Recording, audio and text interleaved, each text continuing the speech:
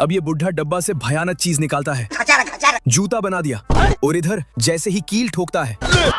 अब यहाँ एक छोटा आदमी जूता को चमका दिया था, तभी एक जूता गाड़ी आके साले फिर से चमकाता है, लेकिन फिर से साले तू तो इस बार यही छोटा आदमी जूता गंदा कर देता है, लेकिन वो जूता गाड़ी उधर ही घुस जाता है। तभी सारे छोटे आदमी जूता शॉप को चमका देता है गजब। और जूता के अंदर जाके अब दादाजी और दादी शॉप को चेक करने आ रहे थे, तो सारे छोटे आदमी भाग जाते हैं।